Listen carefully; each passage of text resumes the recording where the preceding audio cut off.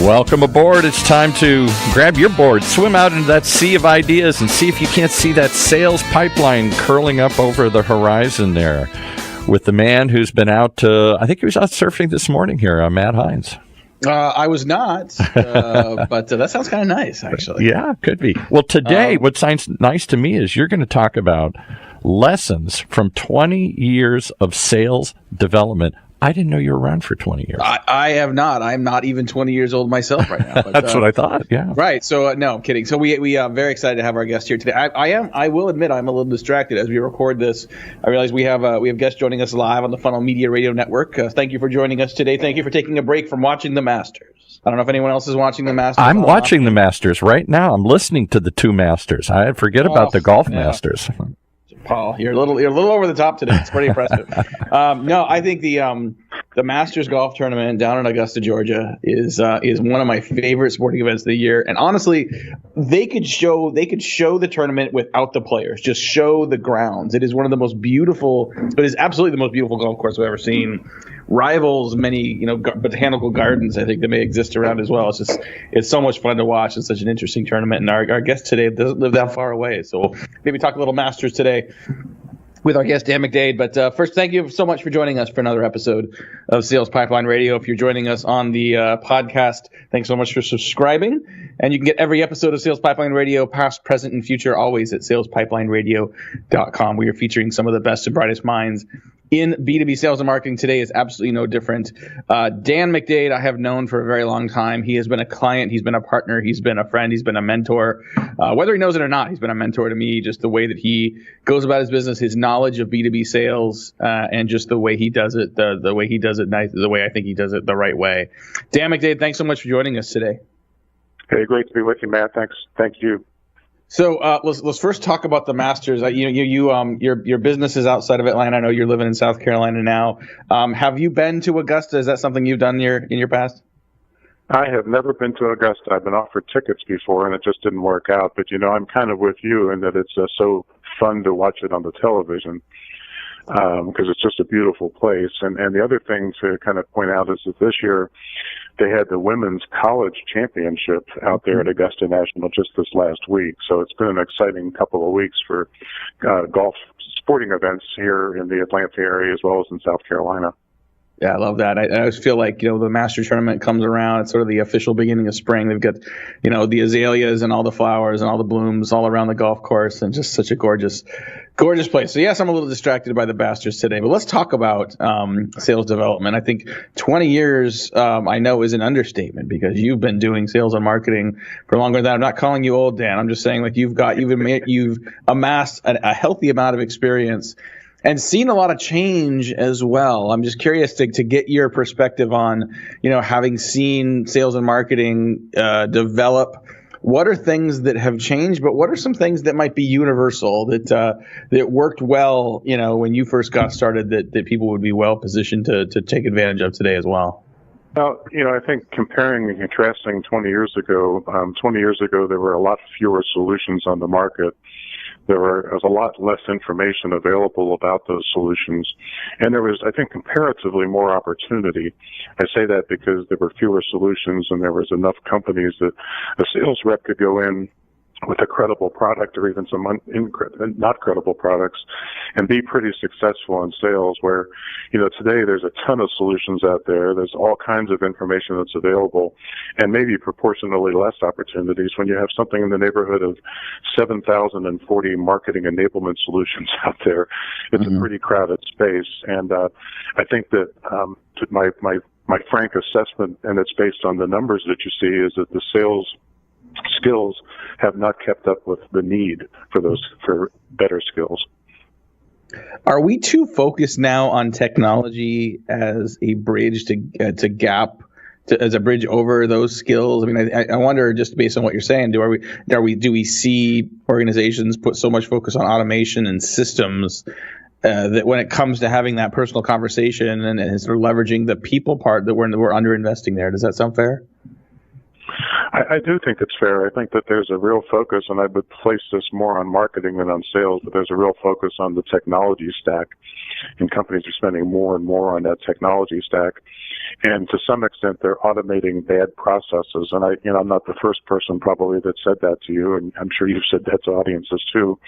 But, a lot of times what I say is that, the current solutions out there, the technology solutions, make it easier to get more bad leads faster to sales than ever before. And, unfortunately that's true. And what happens is that fewer and fewer of those leads are actually followed up by sales. And sure, marketing can check the box and say, I generated X number of leads for Y budget. But if they're not converting, and there's no alignment, then it's kind of a waste of time and money. You've been, you were president and CEO of PointClear for over 20 years, and so saw a lot of this development happen. Can you talk a little bit about sort of your approach to, I guess, whether, I know you would call it appointment setting or approach to sort of demand generation for sales organizations. And there's a lot of people that are trying to do that internally and externally and struggling today for a variety of reasons. What are some of the keys to doing that well? What are some of the keys that made PointClear so successful and continue to be so successful in engaging with prospects and helping to build some pipeline? I've always said that it's not rocket science, but there's a lot of moving parts, and there's some IP that I think it's difficult to replicate, especially on a smaller basis in many companies.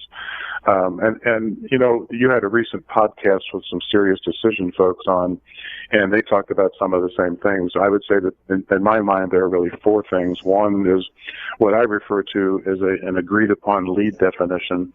And as simple as that sounds, and as long as we've been talking about it, sales and marketing really don't see eye to eye on what the definition of a lead is. As a matter of fact, on the Serious Decisions podcast, they talked about marketing feeling like leads are, defined very loosely and they're very top of the funnel, and sales isn't so happy about that. So I think the very first thing is to make sure that there's an agreed upon lead definition.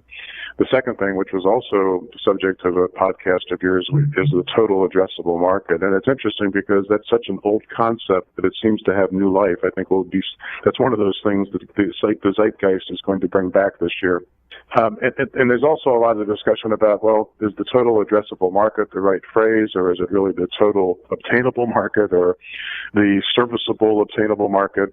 And, the reality in my mind is it doesn't really matter what you call it. The total addressable market is the market that you want to sell to. And a caveat there is that most companies, prospect too broadly. So one of the things I talk to clients about is, and it's a simplistic example, is if you had $10 and you had 10 prospects, would you rather spend $1 on each of the 10 prospects, or would you rather spend $2 on 5 of the prospects? And assuming you could identify the 5 best prospects, then, you would really much rather spend more of your budget on those 5 prospects than on the, spending less money on 10 prospects. So that's an oversimplified example, but I think it's really important. And then it's not enough to have a total addressable market. You have to segment that market. And I think companies are woefully behind in segmentation. And the easiest example in my mind of segmentation is if you have 1,000 companies and they're your targets and you break them down into 5 different groups. Well, if you didn't break them down into 5 different groups to make the math easy, let's say there was a 5% lead rate on whatever you were doing, you'd generate 50 leads. But let's say you broke it down into 5 groups of 200 with the top group performing at 9% and the bottom group performing at 1%, then you could draw the line and focus your efforts on what I call the less expensive barrels of oil as opposed to the more expensive barrels of oil. That allows you to, really spend your money.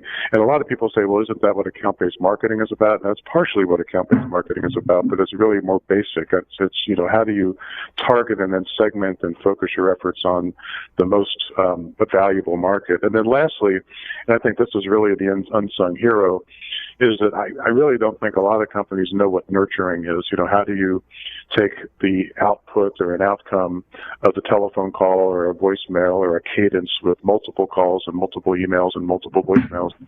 How do you take that and take the information and then recycle it back in so that you can take advantage of what you've learned, either from a qualification standpoint or from a technology environment standpoint. So to me, those are the 5 things that I look at that would make the most difference today in many companies. Getting a little bit of a masterclass here in sales pipeline development from Dan McDade, who's been doing it for a long time, president and CEO of PointClear, and now a managing partner of Prospect Experience. And I want to make sure we talk about that quite a bit as well. And I think you use a lot of math in your in how you teach people to think about pipeline management. And I think we see marketers do a lot of that, but on the sales side, historically, it seems to be more. You say this isn't rocket science, but I think people treat it even more simply than that. Why is it so hard for organizations to really focus on the math that matters? Why do companies still focus so much on volume at the top, lead gen at the top, getting appointments from prospects as opposed to thinking about the maybe most efficient way of building pipeline? I think it comes down to, and I've written a little bit about this, I think it comes down to that CEOs or senior executives kind of, their eyes kind of gloss over when you start talking about databases and segmentation and market segments and even personas to some extent. So, part of it is that the executives don't get bought in to doing the right things, when it comes to prospecting. I think the other thing is from a customer or from a prospect experience standpoint, and it's prospect-experience.com is the website. But, what I look at is that there's just all kinds of articles and blogs and videos and everything written about the customer experience. But before you can have a customer, you actually have to have prospects and convert them to customers. And I think the prospect experience in many cases is just abysmal. The prospect experience includes appointment setting, pushy appointment setters, basically setting appointments at any cost, not necessarily with regard to what the value of those appointments are to sales. And that becomes a very expensive process because the appointments themselves aren't that cheap. And if, 3 out of 5 of them aren't really worth following up, then it becomes very expensive. The second thing is you have junior telemarketers reading from scripts, following a cadence that might be provided by some technology solution, without really the kind of experience that they need and the background they need to really have quality conversations at the right level. Finally, and you might see all three of these, poor prospect experiences occur. Finally, you've got, a barrage of email that's coming across your desk, and some of them are personalized, but I always use the example of somebody contacts me and says, "Hey, go Wolfpack, I see you went to NC State." And, that doesn't really impress me that much. I know that's on my LinkedIn profile. What would impress me, especially with, companies selling lead generation to me, it would impress me if they actually knew what I was doing and what I was, what I was selling before they tried to sell me the services that I offer. Well, there's something to be said for not asking your customers what keeps them up at night, but telling them what should keep them up at night and having a more interesting conversation, not just based on where you went to school or whether you're raising chickens in your backyard, but really sort of introducing insights. How much of that is key to sort of creating that prospect experience? And I want to talk more about sort of the business prospect-experience.com that you're focused on. But, if you can think about having a conversation with someone that isn't about your product or service yet and engaging in a discussion with a prospect where when they hang up the phone, they're willing, they think to themselves, well, I would have been willing to pay for that insight. I would have been willing to pay for the value that I just got. That is a higher bar than just saying, thanks for downloading the white paper. Would you like to see a demo? But I want to talk more about that prospect experience when we come back from the break. We got to take a quick break. Pay some bills. We'll be back more with Dan McDade. We're going to be talking about the concept of the prospect experience, not just the customer experience, but the experience your prospect has to acquire them in the first place, why that's important to focus on, and what components lead to a better process experience. We'll be right back on Sales Pipeline Radio.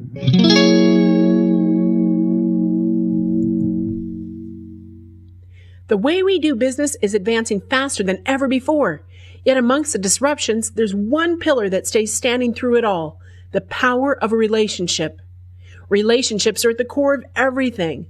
So how are today's organizations developing, nurturing, and leveraging them to drive success? Join Matt Hines and Sigster's VP of Marketing, Justin Keller, for the on-demand webinar, The State of Relationship Marketing, and learn how your team can bridge the gaps between relationships and revenue. Listen now at hinesmarketing.com. That's HEINZ marketing.com. Okay, back to Matt and Dade as they Dan McDade as they play the back nine. I was trying to be clever here and I stumbled over my words here. That's right. I think you got so excited about the golf reference there that it fell down. That's all right. Well, it's day one of the Masters. The leaderboard looks weird because there's a lot of guys that haven't even started playing yet. But man, what a beautiful course! And excited to continue our conversation today with Dan McDade. He is a longtime sales and marketing thought leader, currently the managing partner of Prospect Experience. So let's talk about this concept of prospect experience, because I've never heard someone describe it this way. And as soon as you start thinking about the idea of creating an experience for your prospect, it makes just so much sense. How did this come to be for you? What kind of led you to kind of put a focus here after 21 plus years of running PointClear? This is a bit of a different, similar in vein, but different direction. What led to this? I guess it was frustration, and also looking for what I considered a market niche that was underserved. So again, every day you read something about CX or customer experience, and the prospect is being totally ignored. And I feel like prospects are just really dumped on. And how do you said it just a couple minutes ago, Matt, how do you basically take starting the relationship wrong and then converting that to a client that becomes an advocate for your services or your solution? So really it was looking at the market and saying, gosh, these marketing departments, even though they're trying to personalize, they're trying to create insights. I mean, everybody's talking about that. They're trying to use artificial intelligence, which so we could spend a whole 30 minutes on that. But, they're failing, I think, to impress the market. And I know that you probably suffer from the same thing. I get, probably 150 emails a day. The 150 emails, most of them are just totally missent. I mean, I'm not a prospect for what they're offering, not even close. So, just as a matter of treating the prospect market with respect. And the other thing is it makes good financial sense. If you are prospecting too broadly, then you're wasting a lot of the money that could be spent on the core prospects, and you're spending it on, those who will never convert. We have one client in particular who was with two big IT services firms, and in one case he had identified 1,200 total prospects. That's all he wanted to sell to with those 1,200 prospects, and he went with a larger company, and now his target market is 5,000 prospects. But he is just relentless in marketing to those, key prospects. Well, there's probably 10 or 15,000 companies out there they theoretically could sell to, but he recognizes that he needs to sell to the 5,000 best ones and spend all of his budget there. Well, and as you put a greater focus on a narrower audience, it allows your message to get better, allows you to get to know their needs better and have more relevant conversations. I encourage people to check out what Dan's doing now, prospect-experience.com. And you talk about the 12-point prospect experience transformation to understand what's working, what's not, and what people need to do better. What can people see in that 12-point process? What are a couple points that are particularly important? Well, I think there's a few things. One is under each of these 12 points, there's a description of exactly what we're looking at. And some people have told us we have too much copy on the homepage, but we're trying to present almost a placemat of 12 things that we think that if you looked at these 12 things deeper, that you could do much better with your prospecting. So, things like defensible or defendable differentiators. I don't think companies spend near enough time on that. They have an opening statement, they have a transition statement, they've got some questions that they ask. Like, one of the questions that you see all the time is, well, tell me the 2 or 3 initiatives or priorities that are important to you this next year. Companies don't want to hear that anymore. They don't want to hear they don't want to have to talk about what keeps them awake at night. As you said just a few minutes ago, they want that conversation to be valuable. Well, how do you have some defendable differentiators? And companies, I don't really think spend enough time on that. The multi-cycle nurture process, we talk about we used to refer to it as multi-touch, multimedia, multi-cycle processes to multiply results. And then a company came along that we actually worked closely with for years, and they came up with the term cadence. And, so we've adopted cadence as our description of that multi-touch, multimedia, multi-cycle.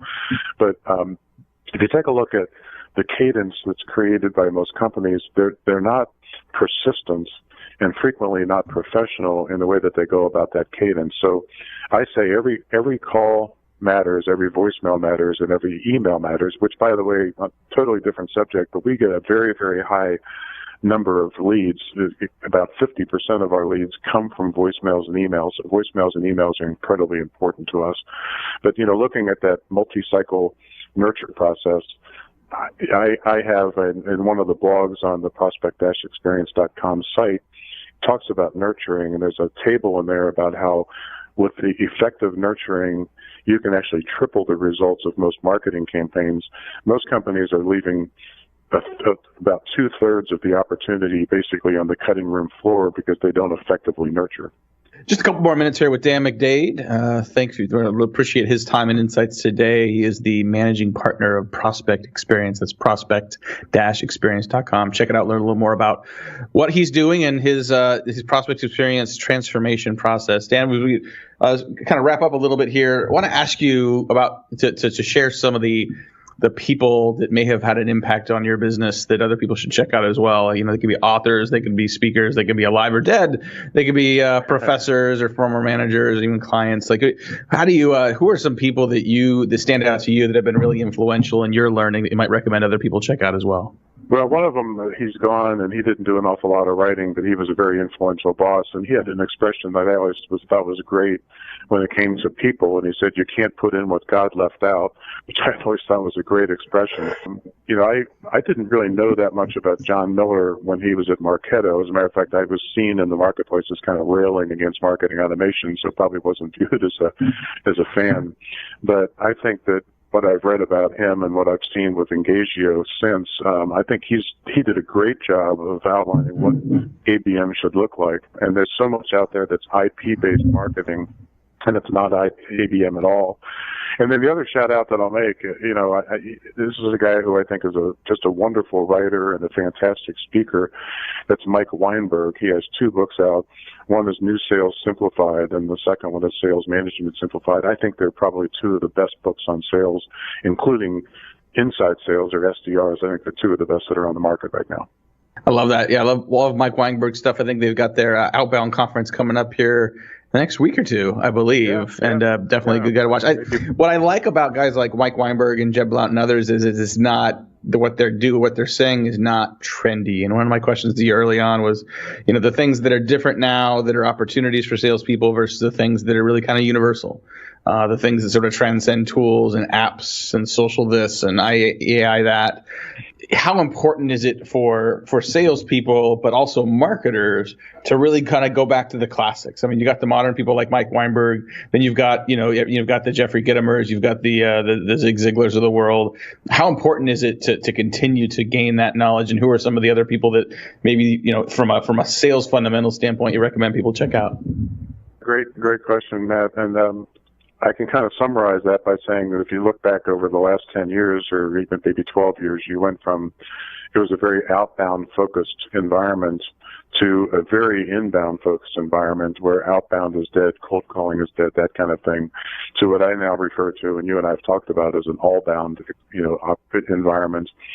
And I read just recently something that I thought was really good. Trish Bertuzzi at the Bridge Group, who I know you're a fan of too, was writing about that. It's been about 3 years ago now that tide turned from the inside focus to the outside focus. I think that the warning to marketers is that the market has changed again, and there's more emphasis on outbound than there is on inbound, and that's because you can't drive the revenue that you need if you just simply focus on them coming to you. So my suggestion is that take a look at outbound. Don't be so focused on the technology. Don't be so focused on the stack. Don't be focused on lead scoring, because not every senior executive wants to be treated like the human equivalent of a pinball, only getting your attention when they've hit the right bumpers and scored enough points. And that's basically the definition of marketing automation. If you have a senior executive, they're not going to score high, which means they're not going to get your attention, which means the competitor is going to win some of the best prospects and best opportunities out there. So that's I hope that answers the question. Those are my senses of things. Yeah, I think that helps a lot. I think that a lot of what you're describing in terms of inside versus outside sales, and you're talking about, so the way we think about leads, inbound and outbound, I mean, all important considerations, but those are all internal constructs. Those are all things that, we decide are the ways that we want to manage the journey. And I think it's really easy to ignore and or forget that the prospect is really in charge, that the buying journey is more important than the sales process. And if you can line those in a way that, that respects the prospect, respects the buyer, respects where their position is, you can be a guide, in the challenger sale model, teach, tailor, take control. You can be pushy once you understand and are advocating for the customer's objectives. But I think it's really important to make sure that you're taking the buyer-centric way of building out your sales process and your internal constructs, even as those change a little bit. Yeah, I can't agree more. Awesome. Well, we are unfortunately out of time. I want to thank our guest, Dan McDade, for joining us today. If you want to learn more about the prospect experience, check out prospect-experience.com. We will be back next week and every week Thursdays at 11:30 Pacific, 2:30 Eastern. We are here live on the Funnel Media Radio Network. Thank you so much for joining us. Until next week, for my great producer, Paul, down there in the Southern California, playing some golf, watching some golf. Hope you enjoy the Masters. Thank you for joining us today on Sales Pipeline Radio.